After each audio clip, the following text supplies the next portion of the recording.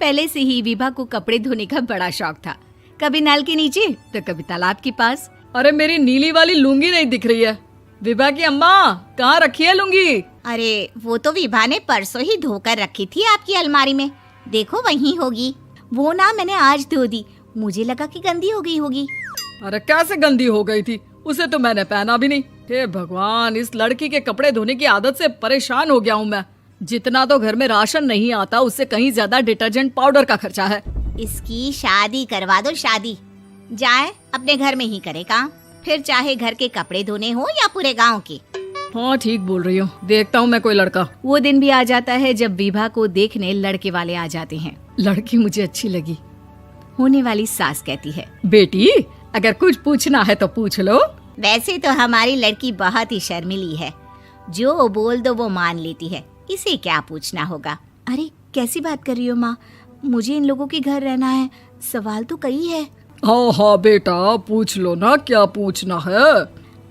आप लोगों के घर कपड़े कौन धोता है? सास का मुंह बन जाता है। देखो, अगर तुम ये कहना चाहती हो कि तुम्हें कपड़े धोने नहीं आते तो सुन लो, कपड़े मैं ही धोती हूँ, लेकिन तुम्हारे आ जाने के बाद मैं रुमाल तक नहीं धोऊंगी। अरे चुप रहना भाग्यवान, बहू बेचारी घर आई नहीं, उसे डराना शुरू कर दिया। वो क्या है ना बिटिया, अभी तक तो ये कल्लू की माँ ही धोती थी, लेकिन अब तुम्हारे पापा तो दहेज में वॉशिंग मशीन देंगे ही।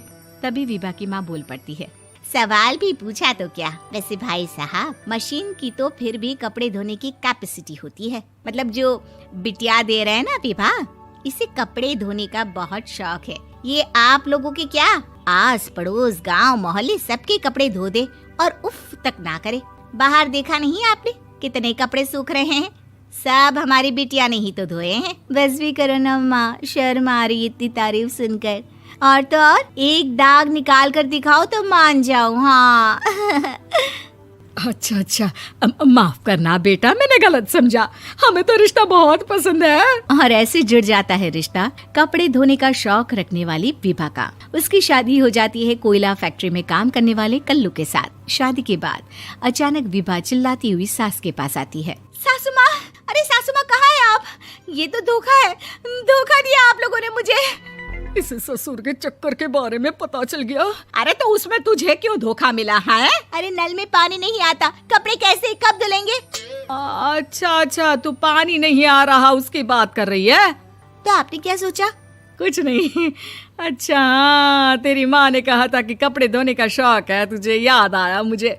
शौक शौक बोलकर कपड़े धोने वाले मेरे जुनून को कम ना आके सासू माँ, कपड़ा धोना मेरा गुरूर है। तभी पति भी वहाँ आ जाता है। अभी अभी मैंने इसे सनी देओल की फिल्म दिखाई है, उसी के डायलॉग मार रही है माँ। अच्छा सुन, साफ साफ बता रही हूँ, पानी सुबह 4 से 6 और शाम को 10 से 12 आता है, समझी? विभा टाइमिंग सुनकर हैरान हो जाती है।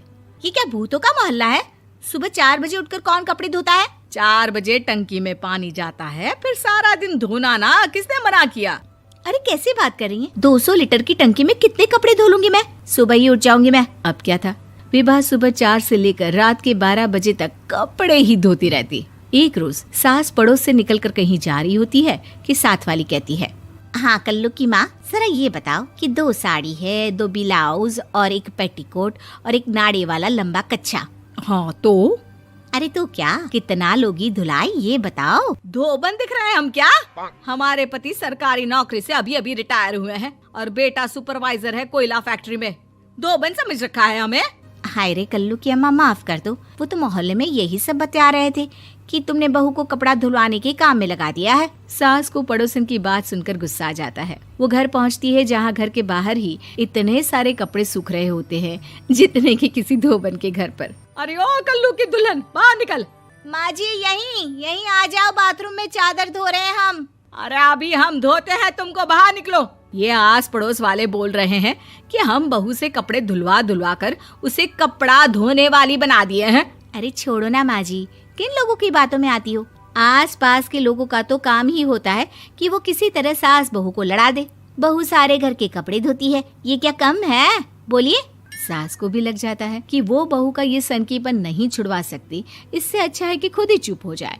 एक रोज सास और बहू मंदिर जाते हैं, जहाँ सास की साड़ी वहाँ खड़ी भीख मांगने वाली से मिलती है। माँ जी क्या बात है, आपकी साड़ी उस भिखारन से कितनी मिल रही है ना? हाँ हाँ देखो तो, दोनों की साड़ी मिल रही है। क्या बात है कल्लू की अम्मा, तुम खुद को तो अफसर की बीवी बताती हो और ऐसी सिंपल सी प्लेन साड़ी पहनकर घूमती हो। सिंपल और प्लेन नहीं है ये साड़ी। तो क्या सोने के धागे से फूल बने हैं? कुछ भी सासू माँ, कुछ भी। हाँ बने थे इस साड़ी में सोने के धागे से फूल। मेरे पति लेकर आए थे मद्रास से स्पेशली मेरे लिए 10,000 की। ताहे भाई साहब इस भिखारन के लिए भी सेम टू सेम साड़ी लेकर आए होंगे 10,000 की। सास उस वक्त तो कुछ नहीं कहती, लेकिन बहू के साथ घर आती है और अलमारी से एल्बम निकाल कर लाती है। ये साड़ी देख रही है, ये वही साड़ी है जिसे मैंने अभी पहना था। इस साड़ी में ये जो चमकदार फूल दिख रहे हैं ना, ये सोने के धागों से काढ़े गए हैं। लेकिन तू लोकल वॉशिंग मशीन ब्रश से घिस घिस कर सारे फूलों को निकाल कर साड़ी प्लेन कर दी। मुझे माफ कर दीजिए सासू माँ। और तो और, जब मैंने तुझे तेरी गलती के लिए कुछ नहीं कहा, लेकिन तूने तो सबके सामने मेरा मजाक ही बना दिया। क्यों? बहू को समझ में आ जाता है कि अब से उसका कपड़े धोना बंद।